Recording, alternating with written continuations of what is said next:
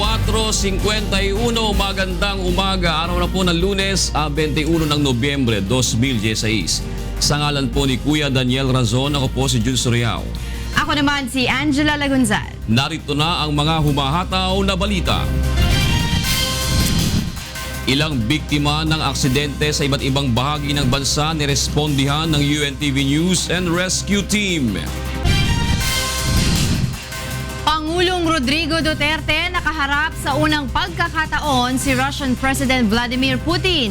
Pagpapalakas ng PH-Russia ties na pagkasunduan ng dalawang head of state. Ilang anti-Marcos groups maghahain ng petition for contempt sa mga sangkot sa umano'y palihim na paglilipat kay dating Pangulong Marcos sa libingan ng mga bayani. Trabaho para sa mga uuwing illegal immigrants mula Estados Unidos tiniyak ng Department of Labor and Employment. Mahigit 100 patay sa nadiskaril na tren sa India. Bilang ng nasawi sa aksidente, pinangangambahang tumaas pa. At mahigit 800 Rizaleño natulungan sa libreng medical mission ng UNTV Members Church of God International at Rotary Club Rizal Centro. Bago po ang detalye ng ating mga balita, alamin muna natin ang mga pangyayari sa mga nakalipas na araw sa ating Weekend News Rewind.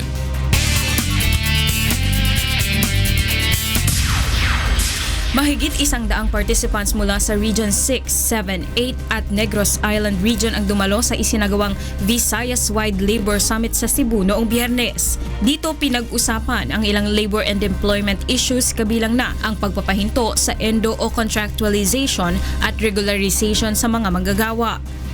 We are here to find out how we can address the mandate of the President to end endo and to end illegitimate contractualization. With you as our guide, the department will come up with a position that hopefully will forever establish industrial peace. Nagkaroon din ng dialogue kasama ang Mactan Export Processing Zone Chamber of Exporters and Manufacturers. Noong Sabado naman, ginanap ang dialogue kasama ang fishing industry. Magbibigay ng 1 milyong pisong pabuya ang Department of Finance sa sinumang makapagbibigay ng impormasyon sa ikadarakip ng sospek sa pagpatay kay Customs Deputy Commissioner Arturo Lachica. Sa inilabas na pahayag ng DOF, sinabi nitong isang individual mula sa pribadong sektor ang nakahandang magbigay ng reward money sa ikadarakip ng salarin. Sa inisyal na investigasyon ng Manila Police District, galing sila Chica sa isang conference sa BOC headquarters ng barilin ito sa May Espanya Boulevard noong Huwebes ng gabi. Nagtamo ito ng 2 gunshot wounds sa dibdib at idineklarang dead on arrival sa United Doctors Medical Center. Isa sila Chica sa mga pinagkakatiwalaang opisyal ng ahensya at kabilang sa mga nag-iimbestiga sa umano'y kaso ng katiwalian sa Bureau of Customs. Tiniyak naman ni BOC Chief Nicanor Faeldon na hindi sila titigil hanggang mapanagot ang nasa likod ng pamamaslang. Balita sa labas ng bansa, inaresto ng Spanish police ang 2 Moroccan citizens sa Madrid at Barcelona. Sa pahayag ng Interior Ministry, ang dalawa ay pinaghihinalaang nagre-recruit ng mga kabataan sa pamamagitan ng internet upang maging Islamist militants. Mula nang itaas ng Spain ang national security threat noong 2015 dahil sa Islamist attack sa Paris. Mahigit 160 na ang naaresto dahil sa pagkakasangkot umano sa militant activity. Samantala, 4 na pulis ang nasawi nang bumagsak ang police helicopter sa isang slum area sa Rio de Janeiro, Brazil. Nangyari ang insidente matapos ang sagupaan sa pagitan ng law enforcers at mga suspected criminals sa lugar. Sa ngayon, iniimbestigahan na ang sanhi ng pagbagsak ng helicopter.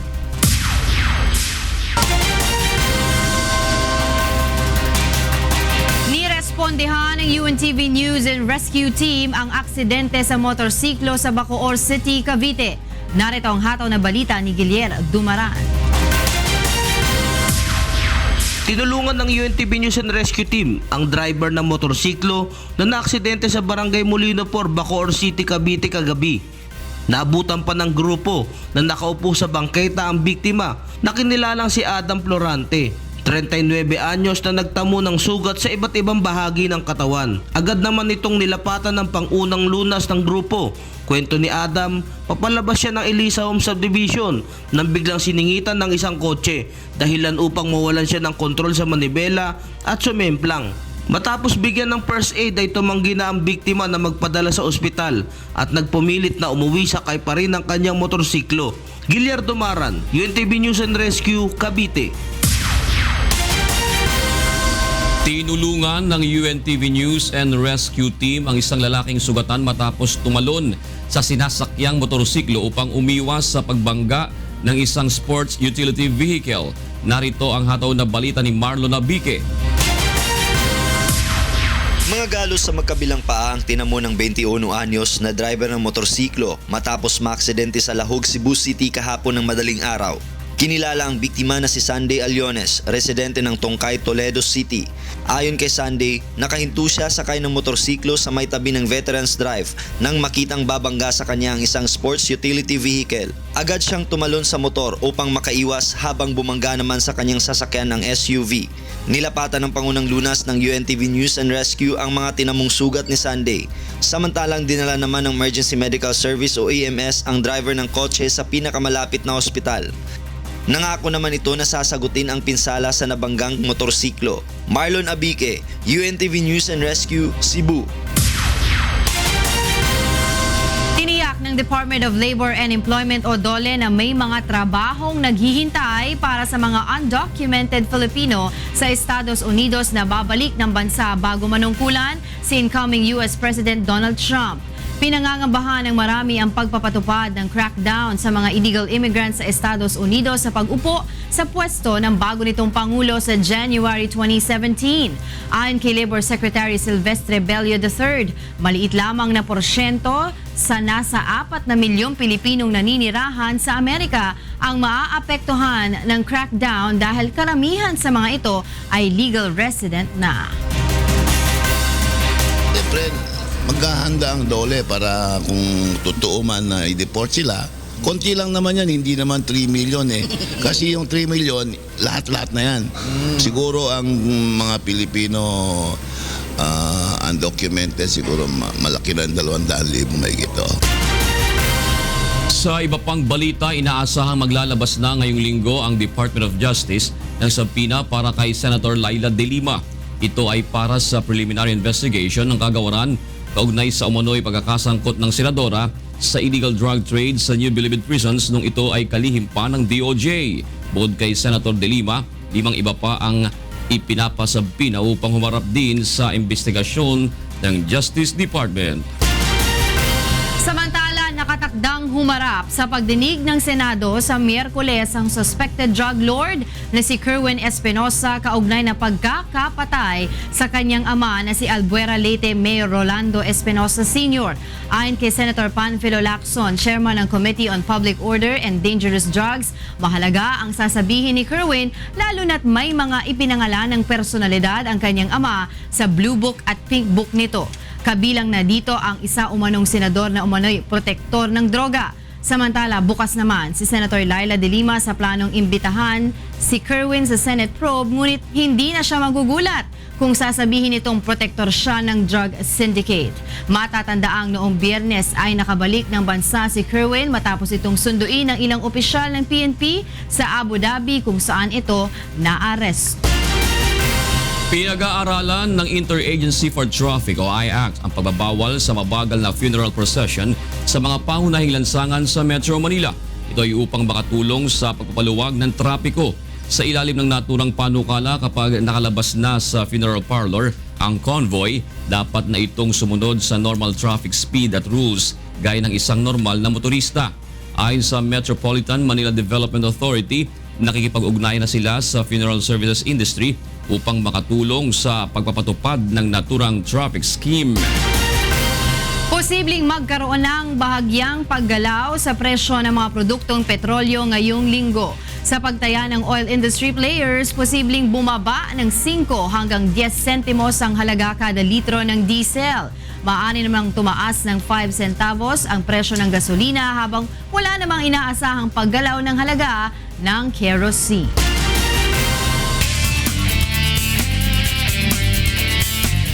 Nasunog ang isang bahagi ng kainan sa Glorieta 3, Makati City kagabi. Narito ang hataw na balita ni Jericho Albano.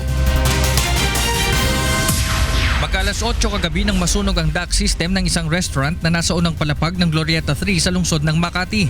Umakyat sa ikatlong palapag ang apoy hanggang sa madamay ang bubungang bahagi ng isang gym. The focal point is the exhaust fan of the kitchen. So definitely merong ducting po 'yon. So it raise up dun sa hanggang sa third floor kasi nakakita rin po ng usok doon. Sa video nakuha ng isang service crew, kitang-kita ang unti-unting paglaki ng apoy. Kaya't ilang minuto pa lang ang nakalipas ay itinaas na sa unang alarma ang sunog. Agad namang pinalabas ang mga tao sa loob ng mall. Mag-alas 9 na nang makontrol ang sunog at pasado alas 9 naman nang ideklara itong fire out. Walang napaulat na nasaktan. Tinatayang aabot sa 20,000 piso ang halaga ng napinsala ng sunog. Ayon sa Bureau of Fire Protection, naipong grasa sa duct system ng restaurant ang sanhi ng sunog. Hindi naman naapektuhan ang katabing gym at mga kainan maliban sa water system ng mga ito. Jericho Albano, UNTV News and Rescue, Makati City. Arestado ang isang suspected illegal recruiter at swindler matapos matsyempohan ng mga nabiktima nito sa isang mall sa Quezon City kagabi. May hataw na balita si Reynante Ponte live. Yes, Reynante, go ahead.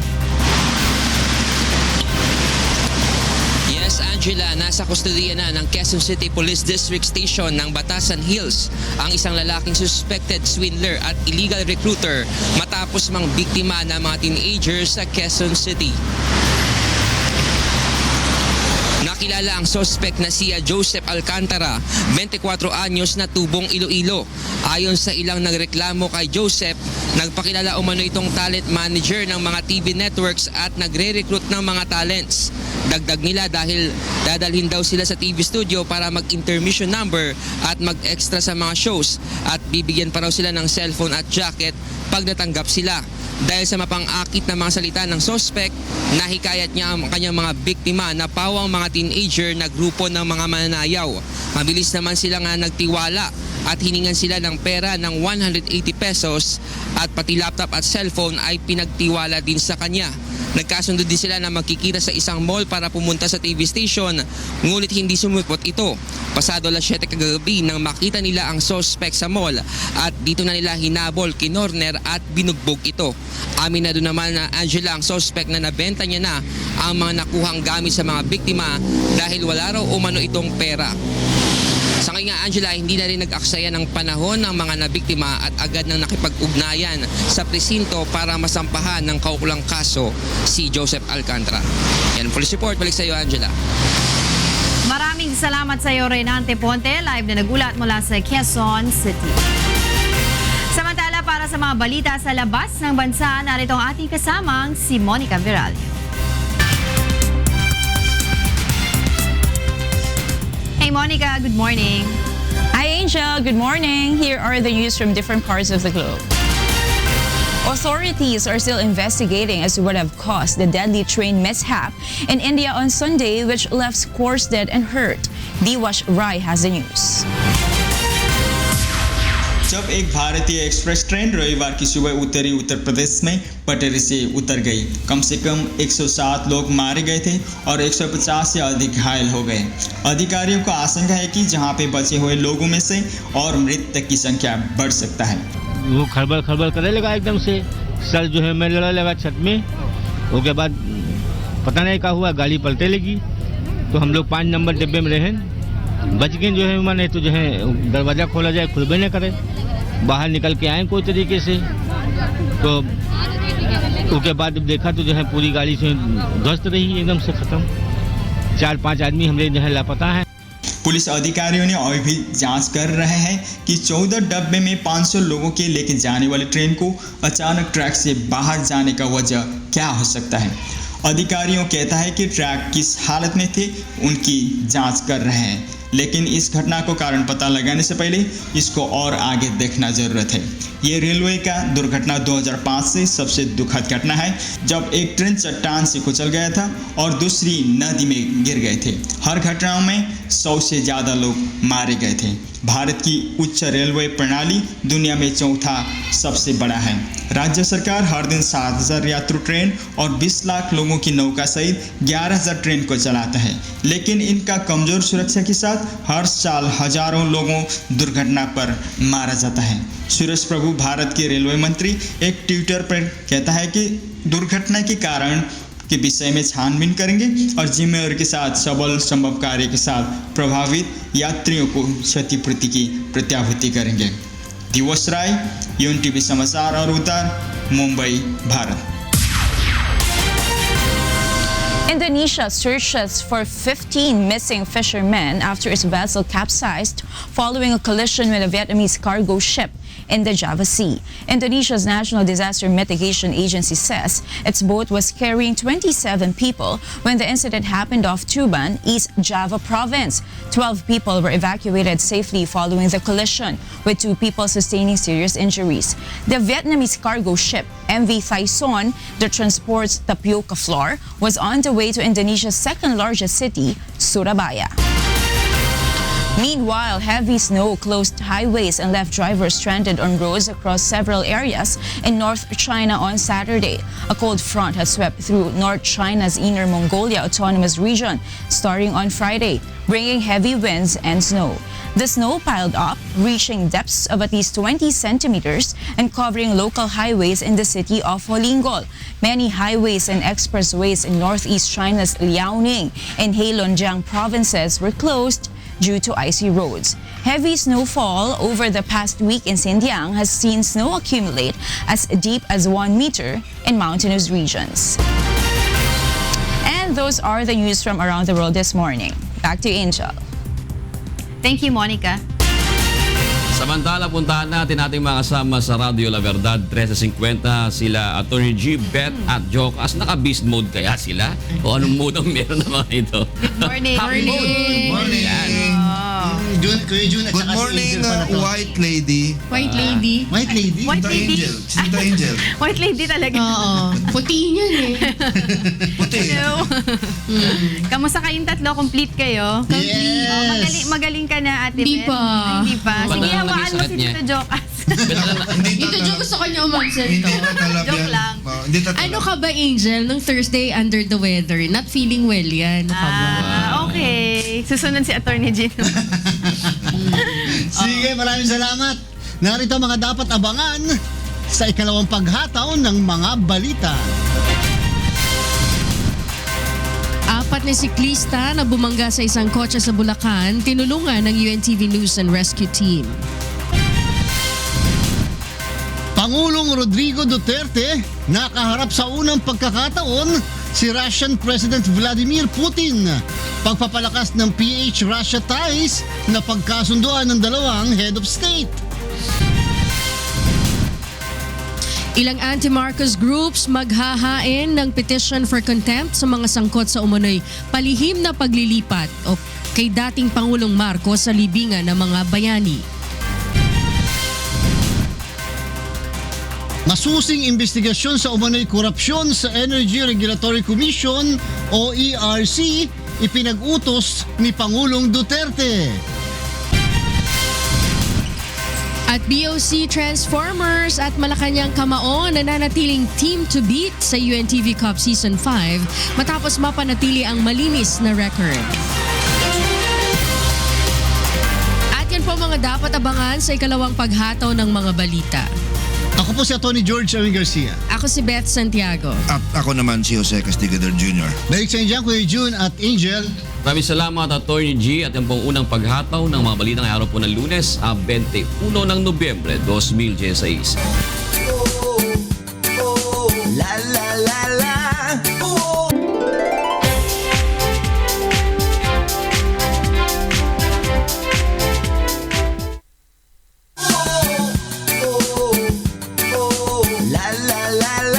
Puntahan muna natin si Kuya June at Angel para sa ikalawang paghataw ng mga balita sa Good Morning Kuya. Yeah, Atty. walang katapusan talaga yan, ano? wala. Grabe yan, hanggang generation yata yan. Intergenerational discussion Pero yan. totoo ba yan, Atty. Parang gusto yatang gawin ni Senator Gordon, palitan na lang yung ano ng Republic, yung dating pangalan ng Libingan ng mga Bayani, Republic, ano? Pati nga si Senate President Coco Pimentel. Pimentel. Meron din siyang pinopropose na libingan ng mga... Nakahiwalay. may isang hihiwalay na isang area doon. Oo. Ano lang, Yung libingan parang na lang. with interest Pag pinalitan naman, ano, Simple na lang, libingan ng mga patay. Libingan na lang, Tito Joe. Di ba? Kasi patay Hindi naman naman talaga. pwede. Sino pa ba nililibing mo? Kaya libingan na lang. Hindi kasi kung libingan ng mga bato. Di ba? Hindi, kung Atty. G, kung sakaling ibabalik sa dating pangalan, ano naman ang, ano nun, Well, ang sa mangyayari? akin ganito, mas maganda hindi yung pagpapangalan lang eh. Mas maganda kung babaguhin yung batas o i-amend ang batas, ilagay sino ang hindi pwedeng malibing, sino ang pwedeng malibing. May mga exceptions to the rule. Ibig sabihin, kasi yun ang naging dahilan kung bakit ang Supreme Court hindi nagdesisyon pabor sa petitioner eh. Wala kasing batas. So maglagay na tayo ng batas, sino ang hindi pwede. We don't even have a definition of hero. Correct. Sino bang hero? Diba? Kasi ang hero ko might not be your hero. Correct. Diba? So in the strictest sense of the word, or legally speaking, wala ho tayong definisyon ng who can be called a hero. Depende sa tao kasi Opo. sinong hero. Basta dapat ang kasaysayan, ano't ano man ang ating paniniwala sa darating na panahon, syempre yan magkakaroon ng interpretasyon ng lahat ng bawat salinlahi.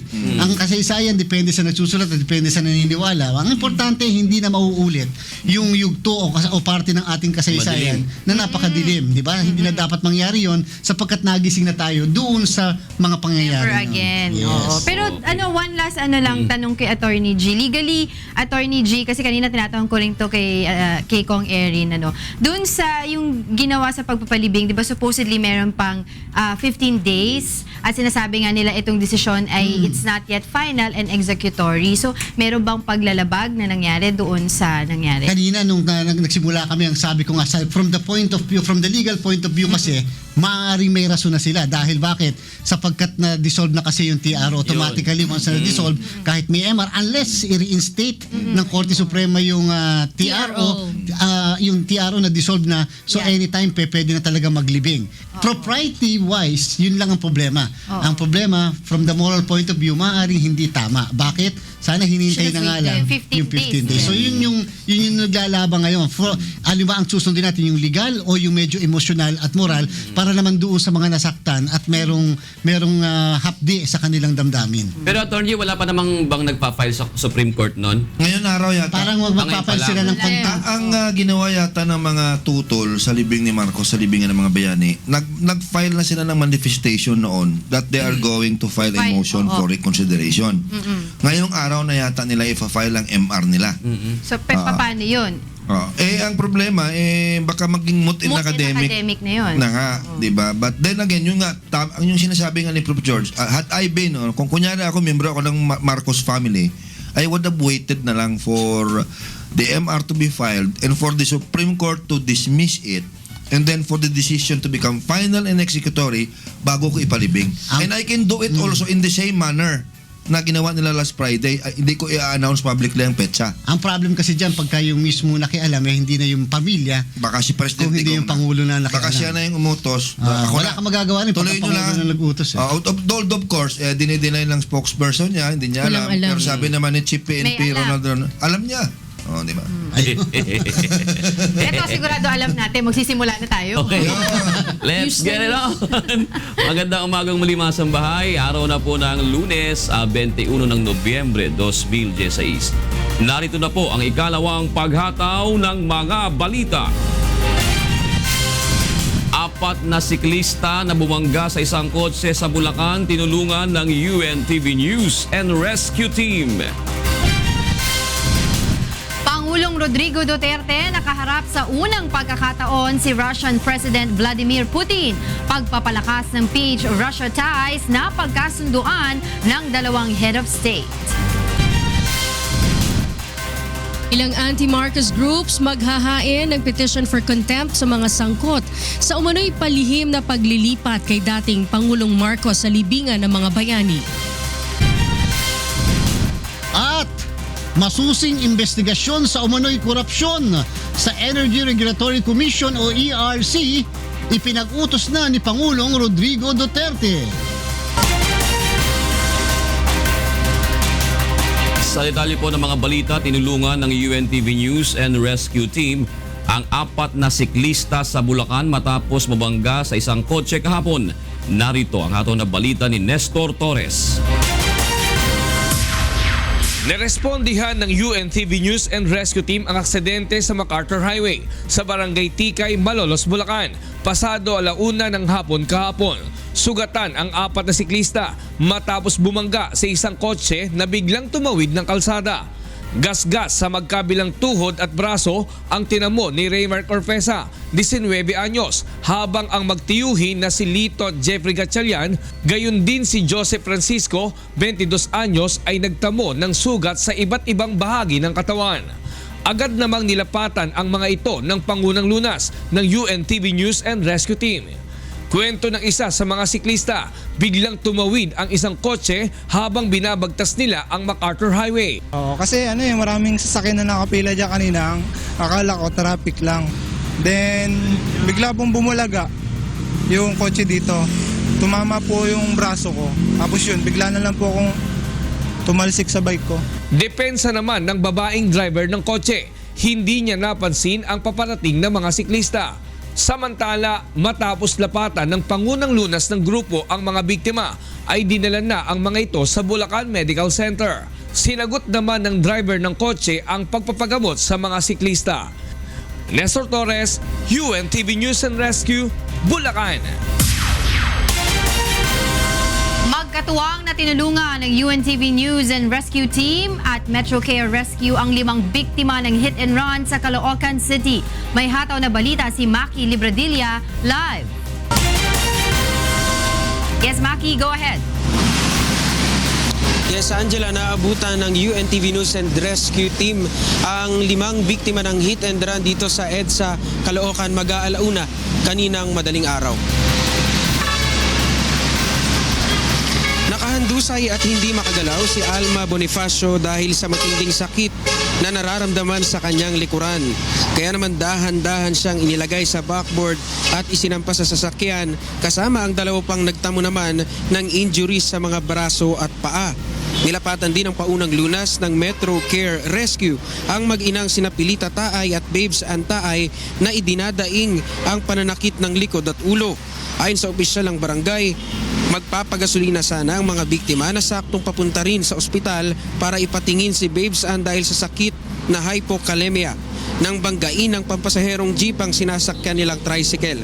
Matapos ang pangyayari, agad umanong tumakas ang hindi naplakahang jeep. Sa lakas ng pagkakabangga ay nagkandayupi pa ang gulong ng tricycle. Matapos namang malapatan ng paunang lunas sa mga biktima ay agad silang dinala sa pinakamalapit na ospital para malapatan ng agarang atensyong medikal. Yan man ang latest. Balik sa iyo, Angela. Maraming salamat sa iyo, Maki Libradilla, live na nagulat mula sa Caloocan City. Sa iba pang balita, nagkasundo si Pangulong Rodrigo Duterte at President Vladimir Putin na palakasin ang ugnayan sa pagitan ng Pilipinas at Russia sa kanilang pagkikita sa Peru nitong weekend. Samantala, nagkaroon din ng bilateral meeting si Pangulong Duterte at Chinese President Xi Jinping bilang follow-up sa mga una nilang napagkasunduan ng magpulong sa China. Narito ang hatol na balita ni Aldrin Solibet. Sa kauna-unahang pagkakataon ay personal na nagkita at nakapag-usap si Pangulong Duterte at si Russian President Vladimir Putin. Nagkaroon ng bilateral meeting sa pagitan ng 2 head of state sa Lima, Peru sa sidelines ng isinagawang Asia-Pacific Economic Cooperation o APEC Summit.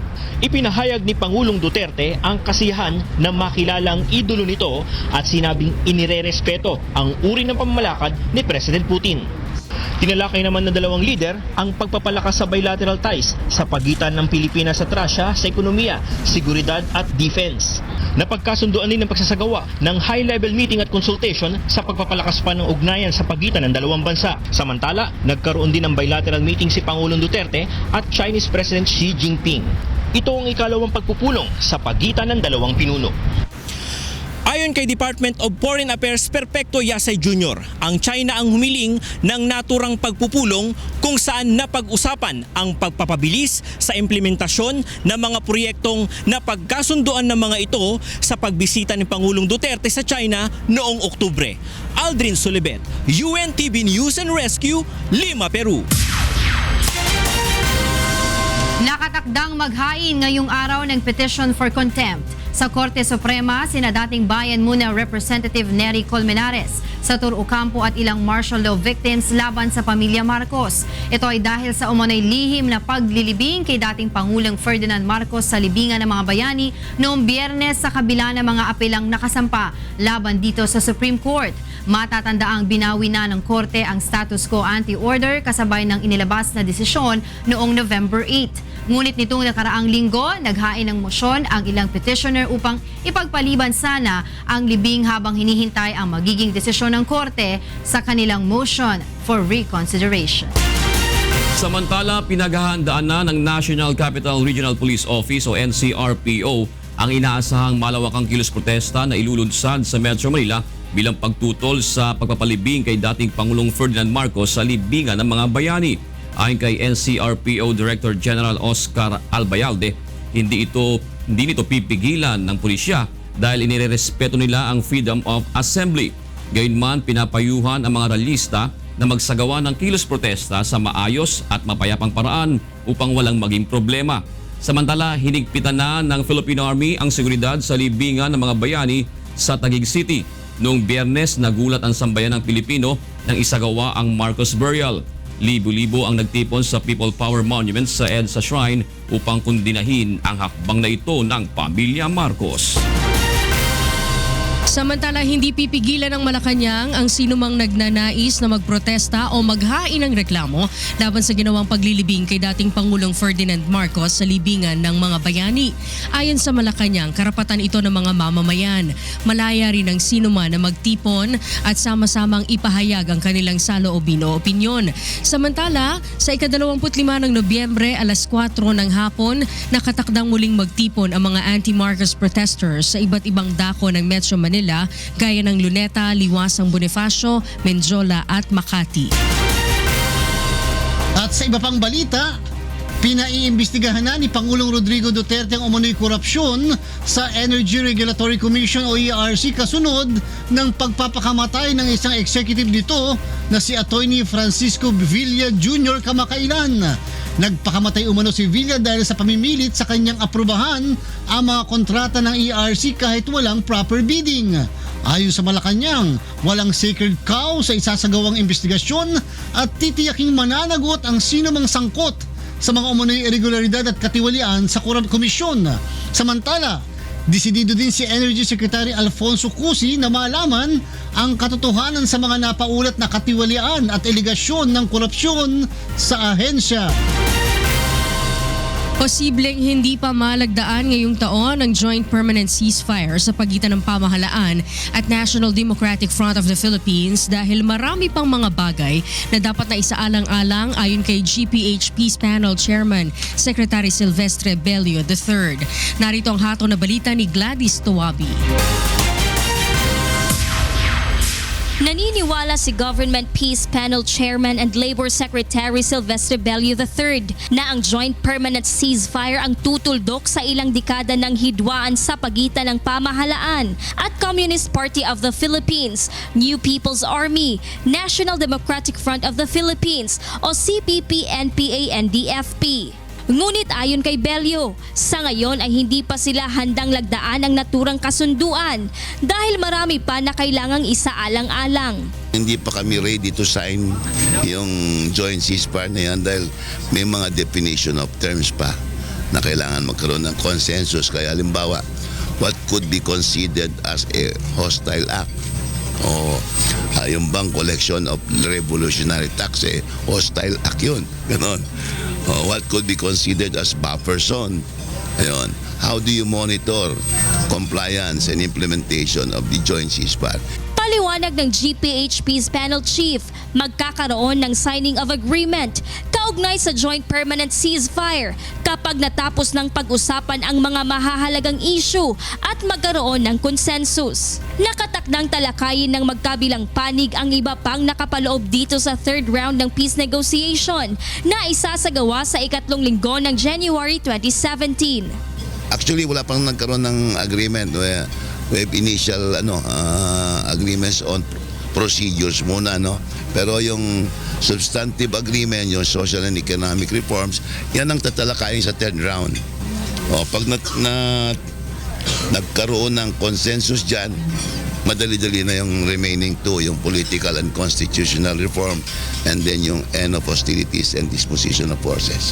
Ayon kay Luis Halandoni, Senior Advisor ng NDFP Peace Negotiating Panel, nagkasundo ang pamahalaan at ang NDFP na isagawa sa ibang neutral foreign venue ang susunod na peace talks dahil malamig sa Oslo, Norway. Isa sa mga ikinukonsidera ng mga ito ay ang Rome. Samantala, ayon naman kay Secretary Bello, sakali mang malagdaan na ang joint permanent ceasefire ng pamahalaan at NDFP, ay hindi pa rin matitiyak na makakamit na nga ang matagal na inaasam na pangmatagalang kapayapaan. And when there is an end of hostilities, there will be disposition of forces.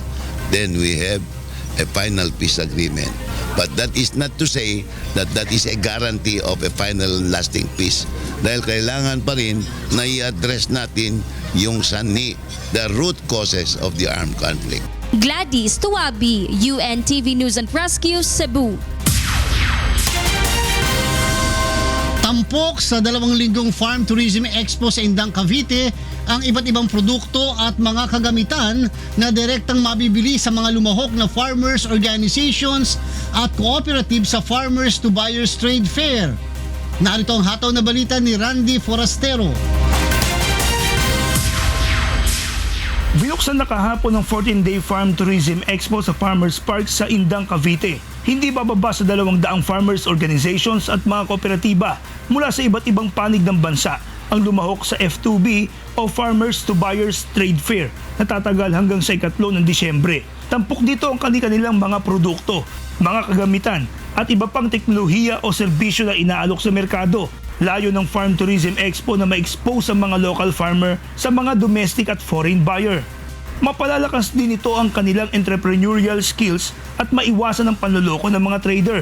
Talagang napaka-importante po na pagsamahin natin yung mga farmers and buyers in a more efficient manner para hindi sila maging victim ng traders, ng cartel at ng mga smugglers. Hindi naman lahat po ng traders ay masama, kaya lang meron talaga mga traders na talagang pinahihirapan nila yung ating mga farmers. Sa pamamagitan ng naturang expo, magkakaroon ng direktang ugnayan ng mga magsasaka at consumers, gayon din ang mga institutional buyer tulad ng mga supplier ng farm inputs gaya ng fertilizers, machinery at equipment at marami pang iba.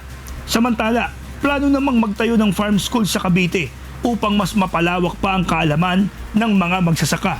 We can start sa Mendez at saka sa Indang para maka-establish tayo ng farm tourism at farm school dito. Kasi tingin namin, yun ang mag-aangat sa kabuhayan ng mga farmers around the area. Randy Forastero, UNTV News and Rescue, Cavite.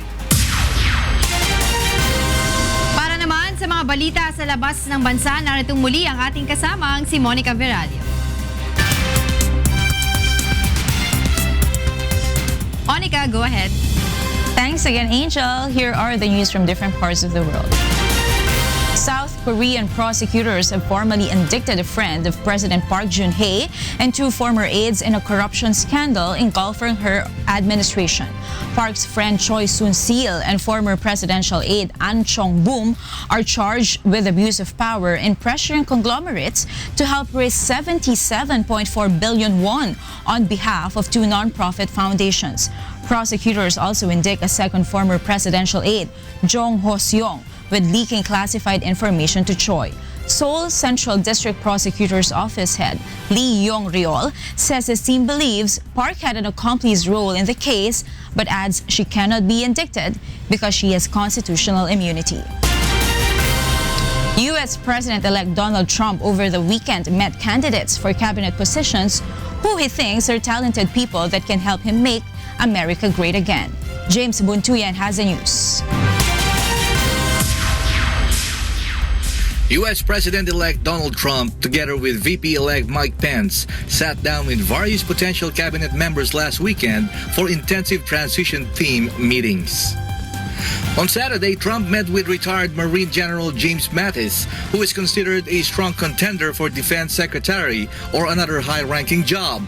He's also talked to two candidates for Education Secretary, Michelle Rhee, the former Washington, D.C. Public Schools Chancellor, and Betsy DeVos, a former head of the Michigan Republican Party. He's just a brilliant, wonderful man. What a career, and we're going to see what happens. But he is the real deal. Also on the list of candidates are investor Wilbur Ross, a potential Secretary of Commerce, and business executive David McCormick. Governor Chris Christie, who was demoted from being the head of transition team, is still in the loop of a potential cabinet post and is still not disqualified despite the possible legal scandal he's facing in New Jersey. Well, Trump said that they met with the tremendously talented people who will make America great again. This despite reports that the transition team is having a tough time forming in the incoming administration's cabinet. James Montuyan, UNTV News and Rescue, USA. Cuba's President Raul Castro launched the nationwide military exercises to prepare for enemy actions known as the Bastion Strategic Exercise. The exercises, which have included troop movements and explosions, began on November 16 and ends today. Cuba has held the pre-scheduled exercises every few years since 1980, often in response to moments of tension with the United States. And those are the news from around the world at this hour. Back to you, Angel. Thank you, Monica. Para sa mga karagdagang balita, bumisita lamang sa aming website na untvweb.com. At abangan sa ikatlong paghataw ng mga balita. Trabaho para sa mga uuwing illegal immigrants mula sa Estados Unidos, tiniyak ng Labor Department. Driver ng motorsiklo na naaksidente sa Apalit, Pampanga, tinulungan ng UNTV News and Rescue Team. Two-time champion Judiciary Magis tinalo ang three-time runner-up PNP responders sa overtime game kahapon sa pagpapatuloy ng first-round eliminations ng UNTV Cup Season 5. At UNTV at members Church of God International binigyang pagkilala ng Rotary Club Rizal Centro dahil sa walang sawang pagtulong sa mga Rizaleño. At yan po ang ikalawang paghataw ng mga balita sa umagang ito ng Lunes, 21 ng Nobyembre, 2016. Magbabalik po ang Good Morning Kuya.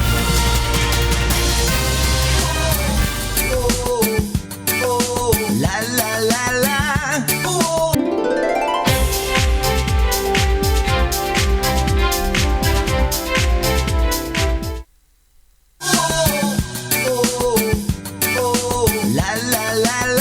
Punta natin sila Kuya Jun at Monica para sa ikatlong paghataw ng mga balita.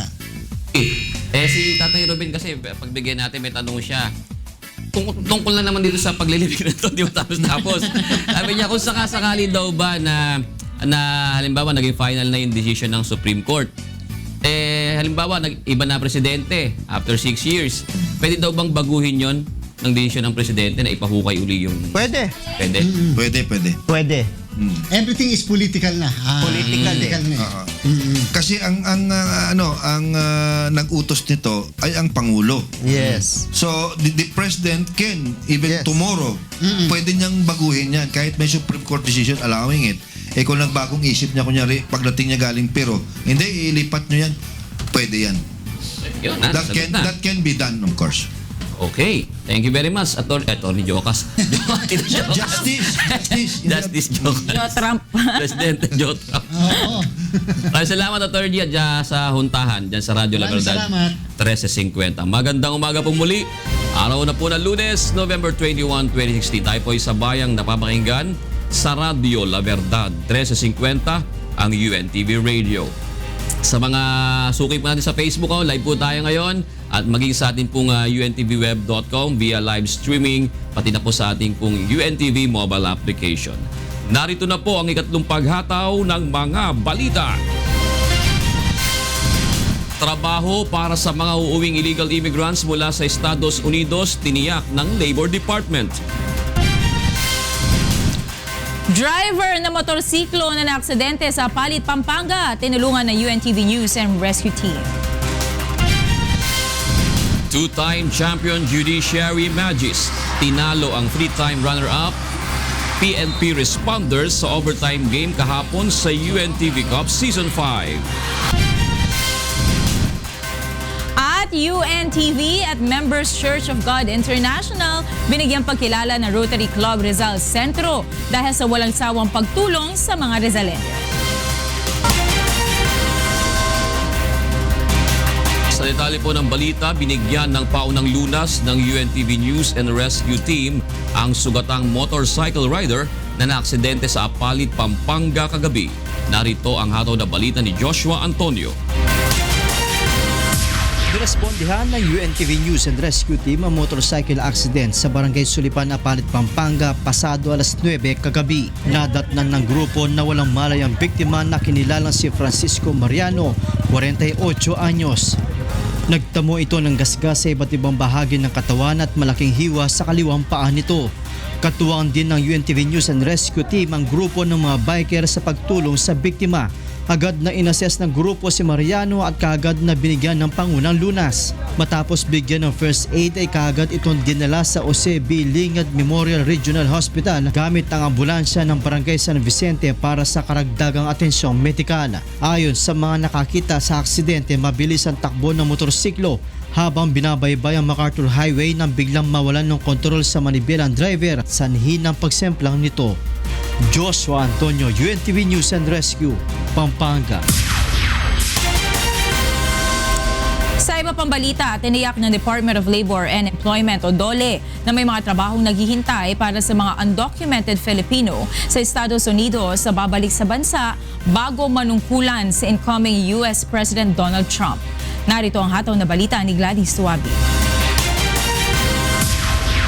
Pinangangambahan ng marami ang pagpapatupad ng crackdown sa mga illegal immigrants sa Estados Unidos sa pag-upo sa pwesto ni President-elect Donald Trump sa January 2017. Magugunitang inihayag ng bagong halal na US President ang planong pagpapadeport sa tinatayang nasa 3 milyong illegal immigrants na mayroong criminal record.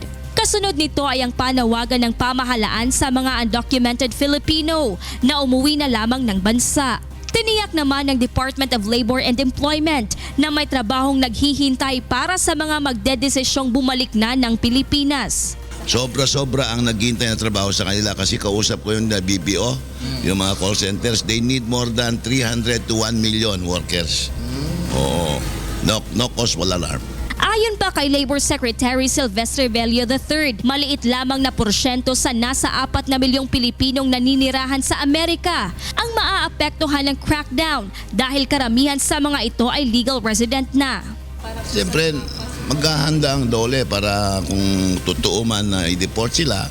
Konti lang naman yan, hindi naman 3 million eh. Kasi yung 3 million, lahat-lahat na yan. Siguro ang mga Pilipino undocumented, siguro malaki na 200,000 may gito. Samantala, una namang sinabi ni Pangulong Rodrigo Duterte na tiwala siya sa bagong pulisiya at sa patas na paghatol ni incoming US President Donald Trump.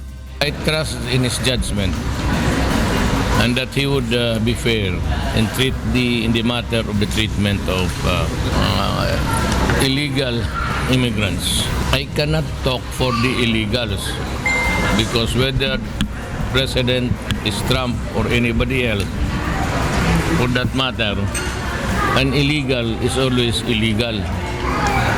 So he is subject to at any time a deportation. Gladys Tuwabi, UNTV News and Rescue, Cebu. Alamin naman natin ang magiging lagay ng panahon sa buong maghapon mula kay Ray Pelayo na nasa UNTV Weather Center. Maya Pabak, Ray! Maya Pabak, June. Maya Pabak, Kuya Daniel sa ating mga kasangbahay. Mukhang may mga pag-ulan pagka madaling araw, Ray, hanggang umaga. Yes, June. At ito'y dahil dun sa easterly, so yung hangin nagagaling dito sa may silangan, makakita natin, ano? Ang mostly naapektuhan nito yung eastern section ng Pilipinas mula from Cagayan at yung area ng Caraga region. Pero mas improving ating weather condition ngayon dyan dahil wala tayong nakikita na dito ibang makaka-apekto sa ating bansa. Nalusaw na ba yung LPA nung harang Biyernes? Yes, Jun. Pero yung may nakikita ang Pag-asa, base dun sa weather map ng Pag-asa, makikita natin na merong dalawa dito, dalawang low na posible ito mabuo. Jun? At by this week nga, nakakita ng Pag-asa dito sa kanilang weather map, possible na ito ay this week pumasok sa Philippine Area of Responsibility. Pero yung last week, yung malapit dito sa may area ng Davao ay nalusaw na yun at mga bago na naman itong nakakita ng Pag-asa na low na ito. Sa mataas ba ang possibility na makapasok yung dalawang low pressure area na yan sa ating pong PAR? Yes, June. Probably baka weekend natin ito ay magkaroon ng formation. Kung magiging mas firm yung kanilang circulation, maaari na ito pumasok ng Philippine Area of Responsibility. Okay, Ray, bigay mo na magiging lagay ng panahon sa maghapon. Narito po maglagay ng panahon sa mga susunod na oras. Yung easterly na po, yung hangin ang galing sa may silangan na nakaka-apekto sa eastern section ng Pilipinas. Sa forecast po ng Pag-asa, Metro Manila at malaking bahagi ng Luzon, makakaranas po ng partly cloudy to clouded skies. May mga tsansa na magkakaroon ng isolated rain showers and thunderstorms. Lalo na magmumula po dyan sa may area ng Cagayan, Isabela, yung Aurora at magiging Quezon hanggang sa rehiyon po ng Bicol. Sa Science Garden sa Quezon City ngayong araw, maaari pong mabot sa 33 degrees Celsius ang maximum temperature, 31 sa Tuigaraw, gayon din sa Puerto Princesa. Sa Baguio naman po ay 16 to 23 degrees Celsius. Baguio maulap hanggang sa maulap din po ang papawirin sa may area ng Visayas. Mas malaki ang tsansa na magkaroon ng thunderstorms dyan po sa may area ng Samar at Leyte. Sa Iloilo City at Metro Cebu hanggang 31 degrees Celsius ang maaari pong makitalang temperatura at 30 sa may area po ng Tacloban. Mindanao po, gayon din po magilagay ng panahon. Meron pong mga isolated rain showers and thunderstorms dun sa Caraga region. Samantala, ang temperatura naman po sa may area ng Cagayan de Oro City, Metro Davao and Zamboanga City hanggang 31 degrees Celsius. Ngayon po natin lagay ng panahon sa mga karatig bansa ng Pilipinas, sa Seoul, South Korea, kung saan po maaaring maitala ang temperatura as low as 4 degrees Celsius. Partly cloudy with light rains sa may area po ng Tokyo, Japan hanggang 10, as low as 10 degrees Celsius, partly cloudy din. At sa may area po ng Taipei, Taiwan hanggang 27 degrees Celsius, meron po mga pagulang maranasan po dyan. Sa Beijing, China, 0 to 1 degrees Celsius po ang maaari pong makita ng temperatura ngayong araw. Partly cloudy with rain showers at sa may area po ng Hong Kong hanggang 27 degrees Celsius. Sa Bangkok, Thailand, with rain showers and thunderstorms. Samantalang sa may area naman po ng Ho Chi Minh ay maaari pong makita ang temperaturang 32 degrees Celsius with thunderstorms din po na maranasan. Sa Kuala Lumpur, Malaysia naman ay meron din pong mga pagulan, pagkidlat at pagkulog at temperatura maaari pong umabot sa 33 degrees Celsius. Halos ganun din po magilagay ng panahon sa may area naman ng Singapore. Sa Jakarta, Indonesia, 32 degrees Celsius ang maaari pong makita ng temperatura. May mga pagulan, pagkidlat at pagkulog. Samantala, ang ating pong sunrise, 5:59 a.m. atin naman pong sunset, 5:24 p.m. Yan ang ating ulat panahon. Umulan man po tumaraw, huwag natin kalilimutang pasalamatan ang Diyos na nabala. Balik po sa inyo dyan. Salamat, Ray Pelayo. Samantala, alamin naman natin ang sitwasyon ng trapiko sa mga oras na ito mula kay Joanne Nano Live.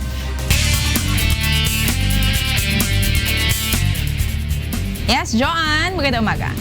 Yes, magandang umaga sa iyo, Monica. Magandang umaga sa lahat ng ating mga kasambahay at sa mga kababayan nga natin na balik eskwela at balik trabaho na ngayong araw ng Lunes. Ay dahil nag-umpisa na nga ang rush hour, ay nagsisimula na rin dumagsa ang volume ng mga sasakyan. Kaya naman asahan na po ang heavy traffic sa ilang mga pangunahing lansangan sa Metro Manila ngayong umaga. Alamin natin ang sitwasyon ng traffic.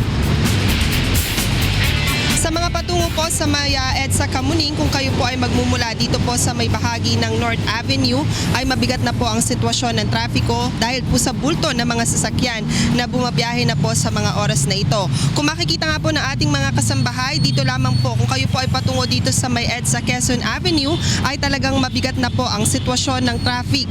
Tuloy-tuloy na po yan hanggang sa may area po ng Q-Mart, dito po sa may Pitwason, hanggang sa may area po ng Araneta, Cubao at Santolan. Bahagya lamang pong luluwag ang daloy ng mga sasakyan pagsapit nyo po sa may White Plains, Connecticut hanggang Ortigas. Subalit muli pong magbi-build up ang heavy traffic pagdating nyo po dyan sa may area ng Mega Mall hanggang sa may Shaw Boulevard.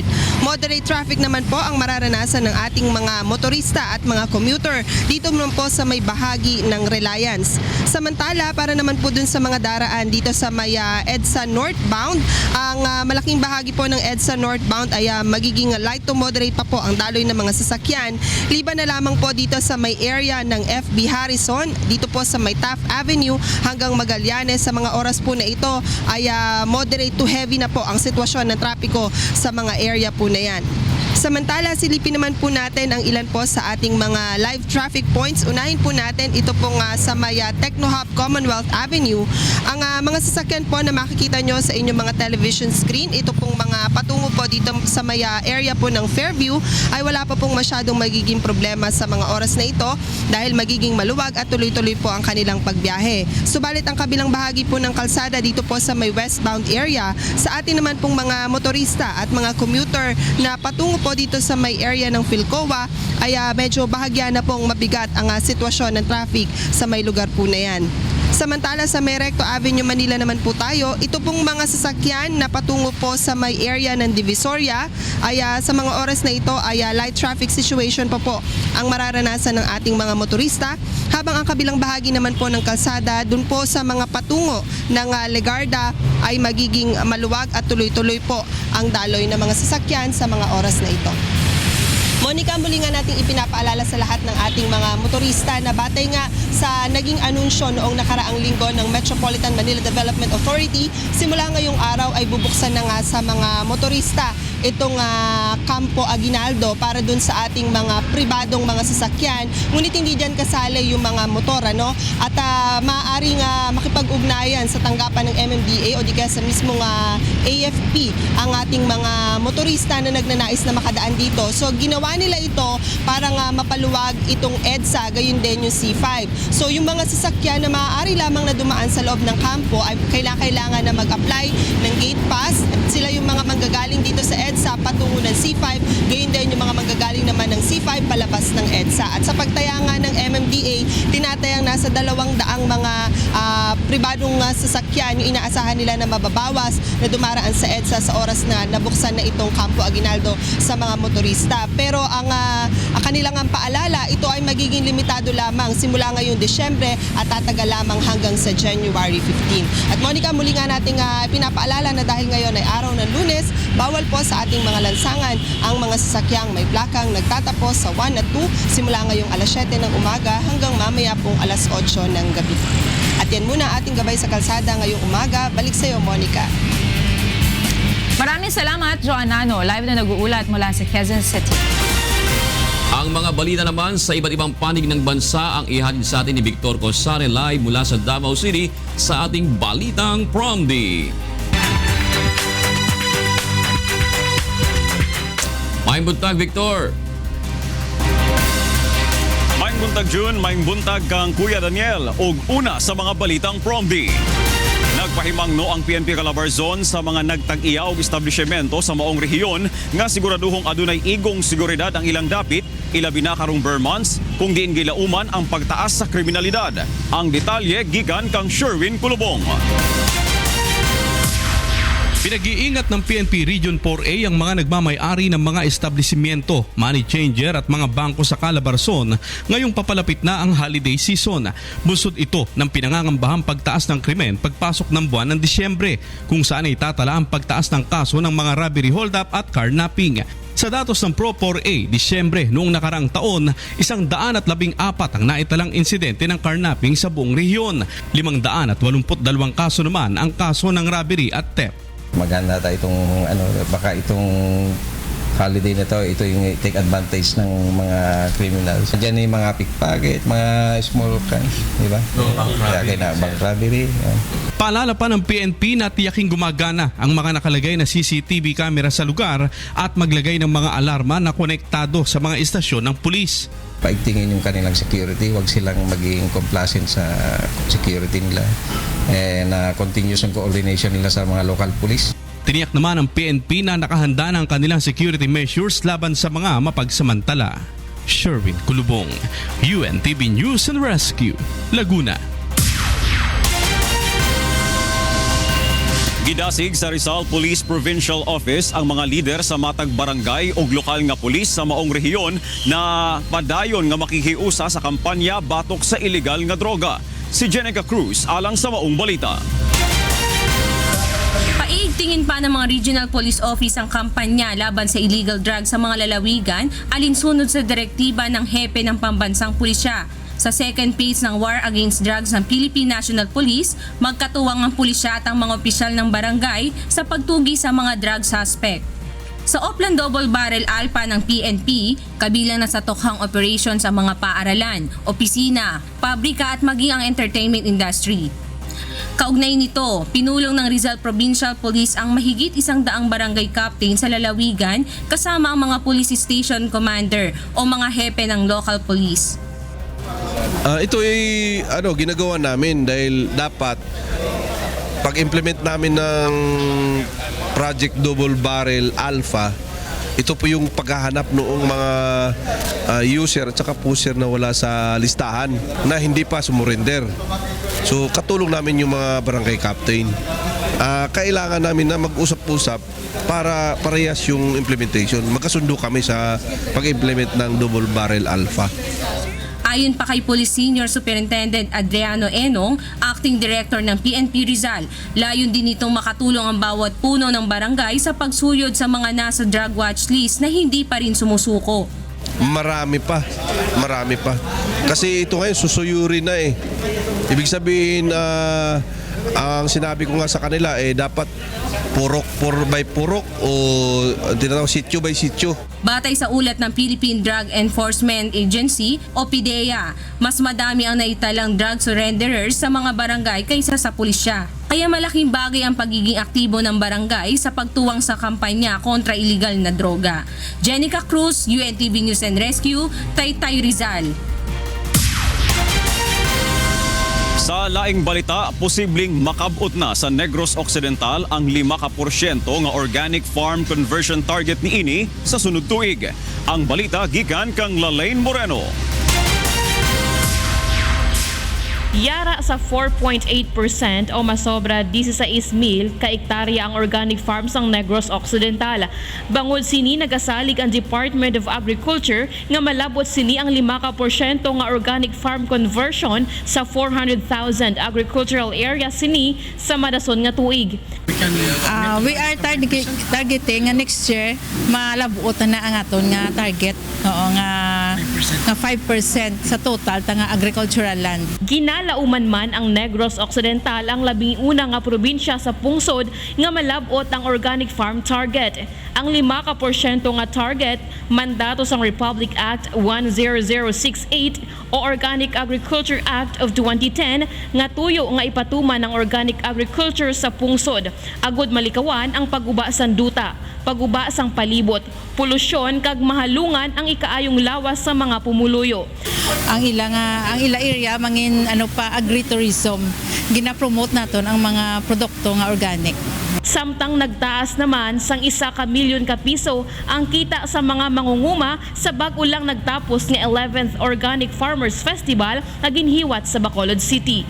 Halin sa 4.2 million pesos nga total sales sang nagligad nga tuig nagtaas ini sa 5.5 million pesos subong nga 2016.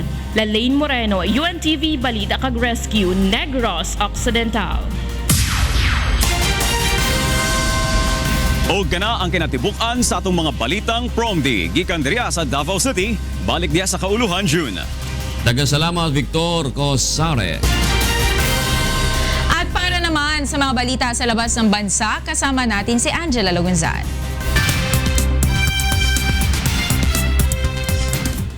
Yes, Angel.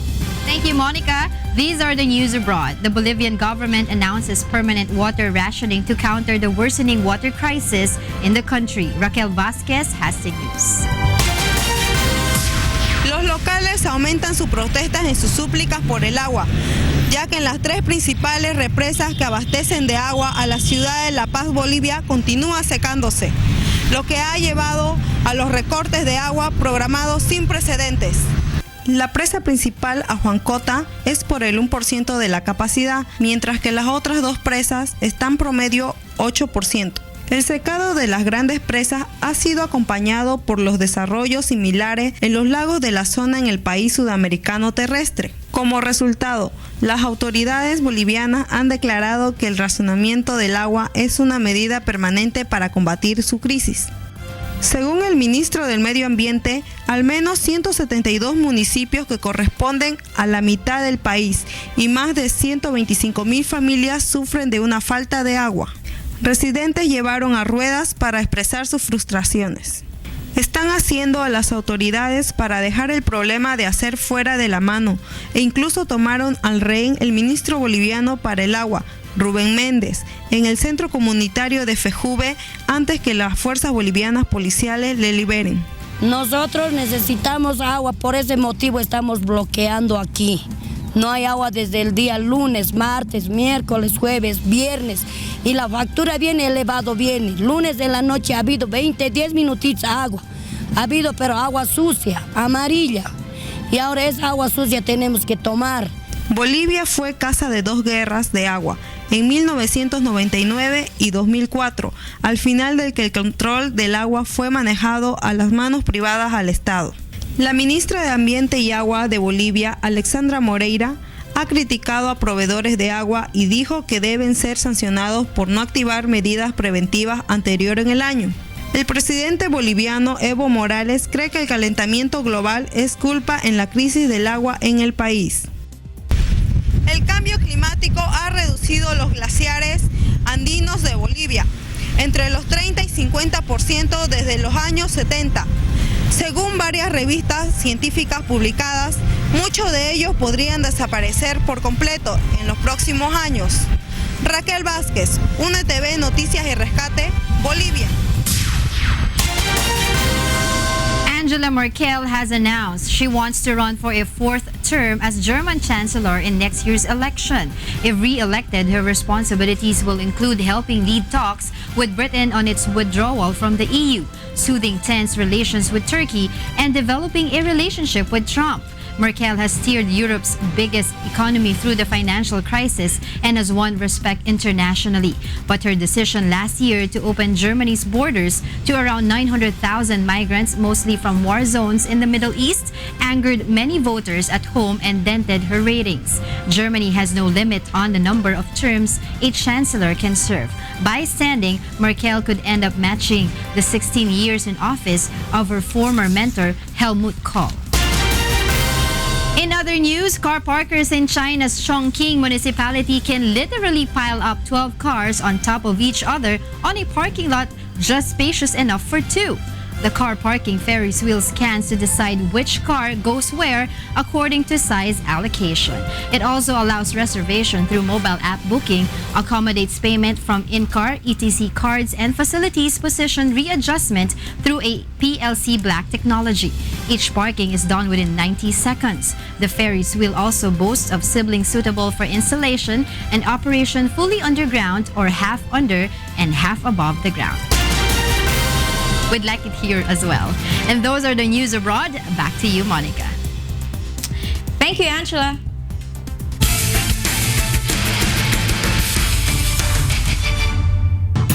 Kapwa ipinakita ng BOC Transformers at Malacanang Kamao na sila ang team to beat ngayong season matapos mapanatili ang malinis na record.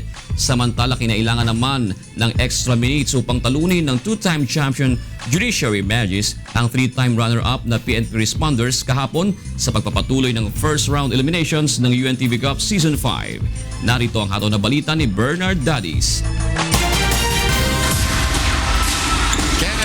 Separation move. Yes! Pinanatili ng rookie team BOC Transformers ang kanilang malinis na record matapos gibain ang NHA Builders sa first game kahapon sa Pasig City Sports Center sa score na 77-75. Abante pa ang Builders ng 4 na puntos sa first quarter, 18-14, at 4 na puntos rin sa second quarter, 34-30.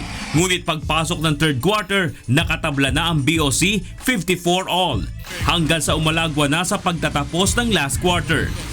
Tinanghal na best player of the game si Rizal Von Ignacio na tumikada ng 14 points, 3 na rebounds at assist, at si Marlo the Skyscraper Aquino na may 19 markers, 4 na boards, 2 assist at 1 na steal at block. Wala namang nagawa ang bangis ng MMDA Black Wolves sa bagsik ng Malacanang Kamao matapos silang patikimin ng ikatlong pagkatalo. Binugbog na matinding opensa ng Kamao team ang Black Wolves sa pangunguna ni Christian Luanzon na kumabada ng 17 points, 9 rebounds at 1 na assist at steal, kaya tinanghal na best player of the game. Hindi bababa sa double figures ang abante ng Malacanang sa bawat quarter. 16 puntos sa unang kanto, 31-15. Pinalobo pa ito ng tig 20 puntos sa second quarter, 44-24 at third quarter, 59-39. Bago magtapos sa 17 puntos na kalamangan, 72-55. At sa third game, Damaso wants this. Pistulang championship match naman ang nasaksihan sa pagitan ng 2-time champion Judiciary Magis at 3-time runner-up PNP Responders. Kinailangan ng overtime bago matalo ng Judiciary ang PNP sa score na 82-80. Una rito ay lamang ang Magis ng 3 sa unang quarter, 17-13. Ngunit sa pangunguna ni Anton Tolentino at Olan Umiping ay nabaligtad ang sitwasyon sa second quarter, 35-32 at 58-50 sa third quarter. Naibuslo ni Don Camaso ang napakahalagang 3-point shot sa last 33 seconds sa fourth quarter upang maipwersa ang overtime game. Tinanghal na best player of the game si Chester Tolomia na may 23 points, kabilang ang 8 puntos sa overtime game, 6 na rebounds at 2 assist. Malaking kawala naman sa PNP si Tolentino na na-fouled out sa last 2 minutes and 47 seconds ng fourth quarter.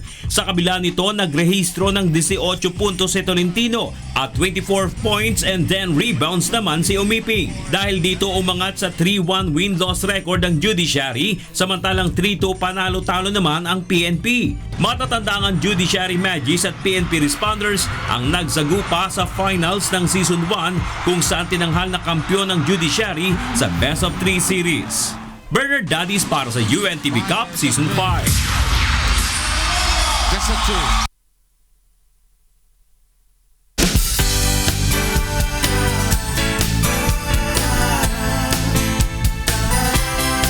Mahigit 800 residente sa Antipolo City, Rizal ang napaglingkuran sa libreng medical mission ng UNTV at Members Church of God International. Samantala, binigyan naman ng pagkilala ng Rotary Club Rizal Centro, ang MCGI at ang UNTV dahil sa patuloy na paglilingkod sa kapwa. Narito ang hataw na balita ni Jenica Cruz. Pinaunlakan ng UNTV at Members Church of God International ang imbitasyon ng Rotary Club Rizal Centro na magsagawa ng libreng medical mission sa isa sa mga paaralan sa Antipolo City, Rizal. Sa De La Paz National High School, napili ng grupo na isagawa ang serbisyo publiko. Ang Barangay De La Paz ay binubuo ng tinatayang mahigit 60,000 residente na karamihan ay mahihirap lamang. Bukas sa lahat at hindi lamang para sa mga estudyante ang medical at dental mission. Isa si Alim Florcisa sa mga agad na nagpunta upang samantalahin ang libreng medical service. Dala niya ang kanyang mga apo na napacheck up ng libre. Eh, meron po sa akin nagsabi na mayroon daw medical dyan sa De La Paz. Eh, di dali-dali naman ako, at salamat sa nagpa-medical at nakakatulong sila sa ating mga bata. Ay, maayos po yan. Lagi ko ako pinapanood ko yun sa TV. Maganda po ang serbisyo nila. Gusto ko lang po magpasalamat sa libreng medical na to. Tulad po ng kasi po pag sa labas kami magpa-check up, may bayad po. Dito po libre na din po yung gamot. Umabot sa 851 Rizaleño ang napagkalooban ng libreng medical consultation, pediatric consultation, dental extraction at libreng sumailalim sa laboratory test. Pinasalamatan naman at binigyan pagkilala ng Rotary Club Rizal Centro ang UNTV at MCGI dahil sa mga ginagawa nitong paglilingkod sa kapwa, partikular na sa mga kababayan sa Rizal. So ako naman ay very willing to have the medical mission kasi marami tayong mga beneficiaries within the community na nangangailangan po. So we are very thankful sa Rotarian through the initiative of UNTV and then yung Kawangga Foundation. Kami po ay nagpapasalamat ng todo-todo, no, sa UNTV, sa clinic ni Kuya, sa Dating Daan, sa Kamanggawa Foundation, sa lahat-lahat na. Dahil hindi po kami nila binigo, kami pinagbigyan at sana ipagbigyan pang muli, Brother Daniel. Jenica Cruz para sa Serbisyong Kasangbahay.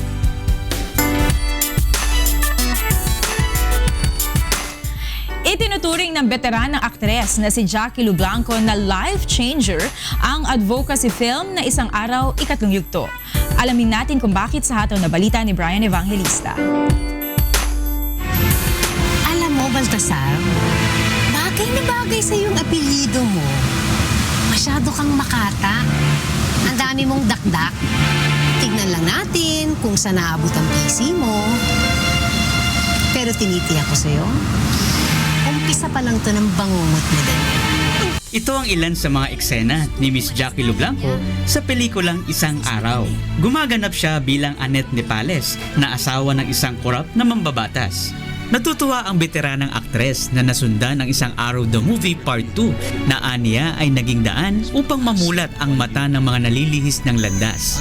I don't think it's ever enough. Hindi mo pwedeng sabihin, sige, titigil na ako sa quest ko to do a film or whether it's an advocacy film. Kasi ang dami pa ring lost souls, di ba? Hanga din siya sa pagsisikap ng direktor at manunulat nito na makapag-ambag sa lipunan sa pamamagitan ng paggawa ng pelikulang magbibigay pag-asa at inspirasyon. So that's the difference really with doing an advocacy film. And it's nice that we have somebody like Kuya Daniel na hindi tumitigil. Nagpapasalamat din ang aktres sa panibagong pagkakataong mapasama sa pelikula dahil natitiyak niyang sa tulong ng may kapal ay malayo ang mararating nito at may mabuting ibubunga sa mga makakapanood.